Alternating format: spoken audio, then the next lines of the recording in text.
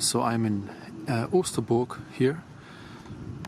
It's called Easterburg or Ostarasburg, Ostaras Castle. A nice ancient pagan name for the city. And behind the church you can see this beautiful monument for the fallen soldiers of World War I. And I like it how back then they still had the skill to carve these beautiful images into stone, you know. Nowadays the stonemasons, they make nothing but gravestones and, you know, weird shapes for your garden. But back then they still could do such things like these, which really give you hope, you know.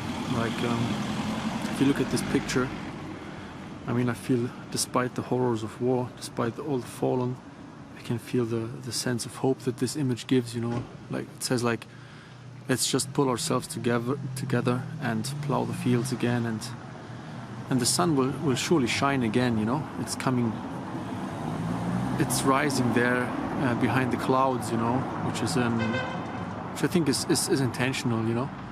This is meant to give you hope. Now the names of the fallen are already kind of vanished, but they're still remotely legible. Oh, it's not the names of the fallen. I think there's some kind of text written here, but I can't make it out anymore. Now what is interesting to observe, that this monument for our fallen German soldiers has been desecrated now by leftism and by our modern anti-German agenda. And here besides this monument there's a wooden plaque. It says, "We are remembering the victims of war, flight and persecution and violent rule, you know, like despotism." And this is very telling, you know. It's the typical generalizing thing, you know. Like on this plaque we are commemorating our fallen, you know. Like the people of this town, they erected this monument to remember their own children, you know, to remember the people that they actually knew that went to this war and died, and not only the children, you know, maybe even older people, officers, you know, notable people of the city, maybe a great craftsman or a great engineer who lived here and he died in the war, and they are commemorating their own family and friends who died in the war. And in this ugly wooden plaque here, the Soviet government of the EU is telling you, you're just commemorating any person who ever was persecuted or ever, you know, died in war. Anybody. You know, you don't have your own people. You don't have your own ethnicity and your own tribe and folk and you know, community.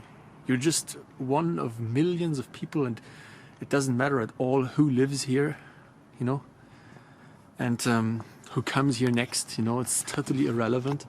We're just commemorating anybody who has ever suffered anything, basically, which is kind of ridiculous, you know. I mean, I really feel if somewhere in the world people die of catastrophes and war, I mean, it's a sad thing.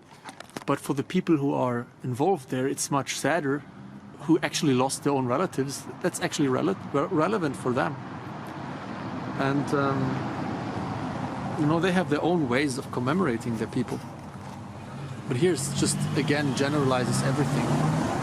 And you can see which mindset is more fruitful and more elevating for the human spirit. Of course, no German small town can survive without the obligatory Anne Frank school. Just for you to know that without the school, Nazis would totally destroy the city, and you know, we always need the symbols of remembering, you know, our horrible past. That's for sure. along with the obligatory street names that are 50% of the streets are named after communist terrorists. You know, we always have to be remembered that what great blessings communism brought to the human race.